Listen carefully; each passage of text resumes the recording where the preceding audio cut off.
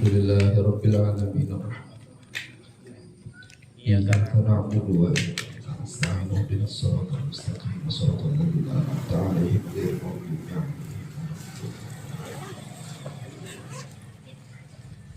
Assalamualaikum warahmatullahi wabarakatuh. Waalaikumsalam warahmatullahi wabarakatuh. Bismillahirrahmanirrahim. Alhamdulillahirabbil alamin wassalatu wassalamu ala asyrafil anbiya wal mursalin sayyidina wa maulana Muhammadin wa ala alihi wa ashabihi rasulillahi ajma'in.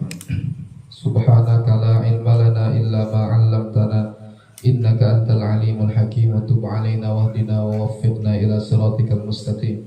Adada kulli harfin kataba wa yuktabu abadal abidina wa dahrad dahirin. La hawla wa la quwwata illa billahil aliyyil 'azim. Rabbi shrah li sadri wa yassir li amri wahlul 'uqdatam min lisani yafqahu qawli.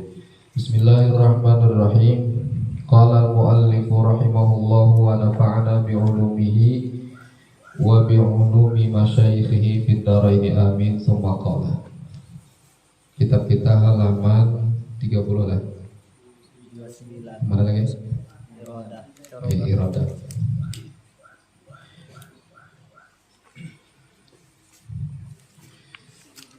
Halaman 29 di bawah.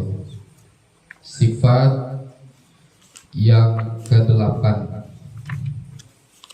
Sifat Allah yang ke-8 iradah.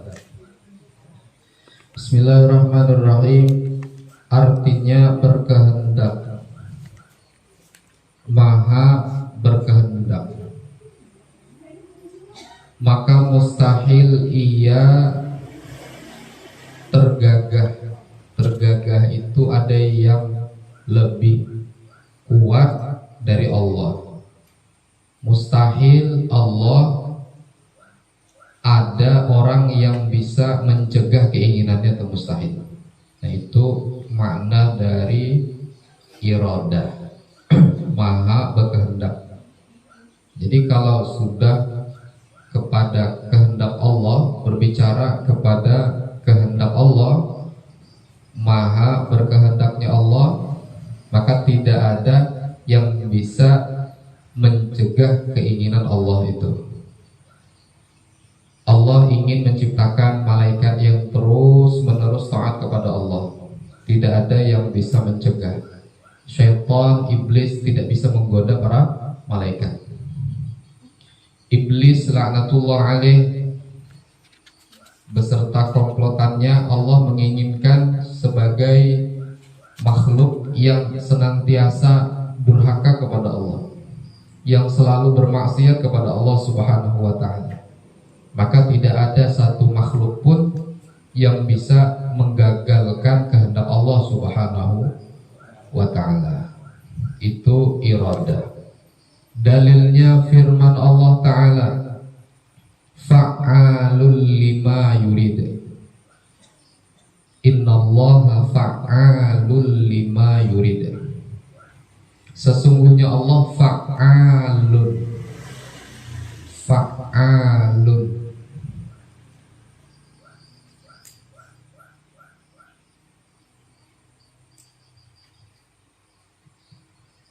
Sesungguhnya Allah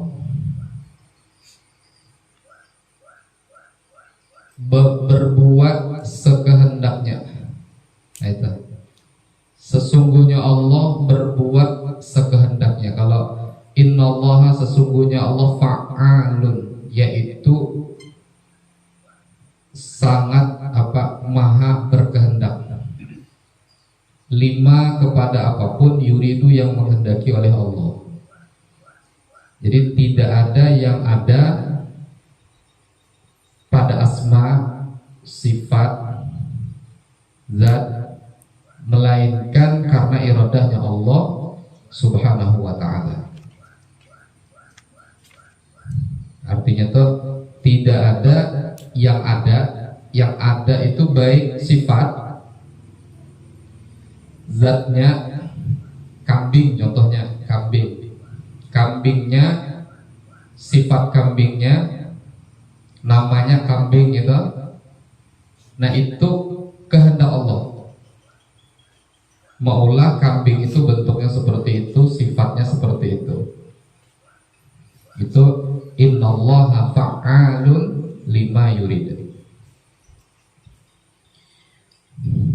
Artinya Allah berbuat sekehendaknya, dan patut bagi mukmin mengiktikadkan bahwa ia bersyukur kepada Allah atas segala nikmat karunia-Nya Allah Subhanahu wa ta'ala, dan sabar atas segala bahaya dan segala bala dan cobaannya adanya.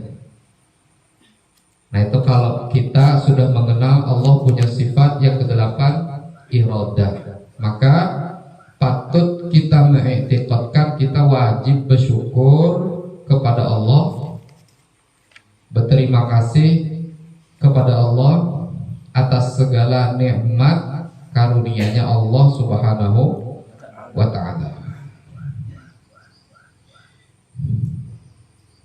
Kepala kita kada sakit, nikmat Allah. Batis kita kada sakit, nikmat Allah. Lutut kada sakit, nikmat Allah. Parut kada sakit, nikmat Allah. Sebaliknya apabila sakit, berarti bala, ujian Allah. Nah, seorang mukmin yang kenal iradah Allah, maha berkehendaknya Allah, maka wajib bersyukur ketika dapat nikmat itu. Nikmat kada sakit itu kan nikmat. Jadi jangan kita kira nikmat itu yang hanya datang aja. Yang hanya datang alhamdulillah. Yang masih melekat pada diri kita kadang-kadang kada tersyukuri. Yang masih ada tuh kada tersyukuri. Kalau dapat baju hanyar alhamdulillah. Tapi kalau baju lawas masih ada tuh kadang-kadang kada ingat alhamdulillah. Nah, itu iradahnya Allah, semua karunia-Nya Allah, ya semua karunia-Nya Allah Subhanahu wa ta'ala terserah Allah memberikan ke siapapun yang diinginkan. Innallaha fa'alun lima yurid. Allah hendak menjadikan orang itu mulia, itu terserah Allah. Allah hendak menjadikan orang itu hina, ya terserah Allah juga. Innallaha fa'alun lima yurid. Jadi mustahil hukumnya ada yang ada di alam semesta ini, mustahil kalau tidak ikut campur tangan kehendaknya Allah Subhanahu wa ta'ala. Semuanya kehendak Allah. Jadi jangan minik kalau seandainya aduh kayak apakah kita di hidupan juga masih dior murah, sawit murah, ya kan? Sawit berapa?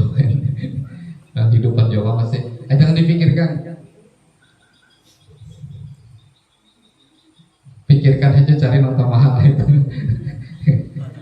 Artinya dunia ini memang didesain Allah, diciptakan untuk dihancurkan, jangan khawatir. Jadi dunia ini bukan diciptakan untuk selama-lamanya, tapi memang Allah ciptakan bakal dihancurkan. Nah, itu innallaha fa'alun lima yurid. Semuanya atas keinginan kehendak Allah Subhanahu wa ta'ala.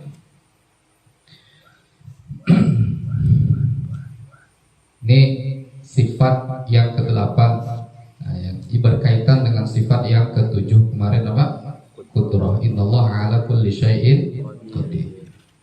Sesungguhnya Allah atas semua sesuatu itu maha menguasai, maha berkehendak, maha berkuasa. Namun kita kadang-kadang kan berkehendak aja, tapi kada berkuasa. Kita kadang-kadang hendak ini, hendak itu macam-macam, tapi kita kada punya kudrah. Nah, kalau Allah maha berkehendak, bahkan tidak akan terjadi kecuali atas kehendak Allah. Dan Allah punya kudrah, yaitu pasti yang diiradahkan Allah dengan kudrahnya pasti terjadi. Yang selanjutnya sifat yang ke-9, sifat wajib bagi Allah ilmu. Artinya tahu, maha tahu, maha mengetahui.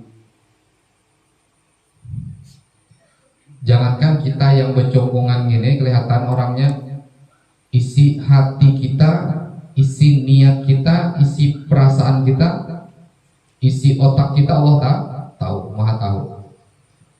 Maka mustahil ia jahil. Jahil itu kada tahu. Mustahil Tuhan kita itu kada tahu isi hati kita.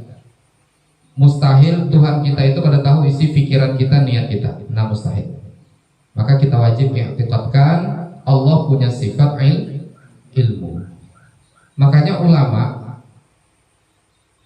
mereka tidak terlalu mementingkan prasangka makhluk, kada terlalu penting. Yang penting Allah tahu niatnya apa gitu. Yang penting niatnya itu apa, Allah tahu. Jadi ulama menyikapinya biasa saja, santai gitu. Santai kenapa? Karena ia tahu tujuannya Allah dan Allah maha tahu dengan apa yang dilakukannya. Makanya kalau ulama umpamanya adalah kada penting bersedekah, umpamanya ada orang kah, kada ada orang sama aja. Yang penting Allah tahu. Sembahyang ada orang, kada ada orang sama aja.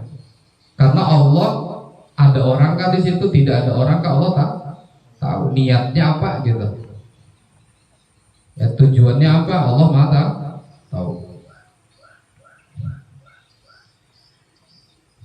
Dalilnya firman Allah Ta'ala, wallahu bikulli syai'in alim.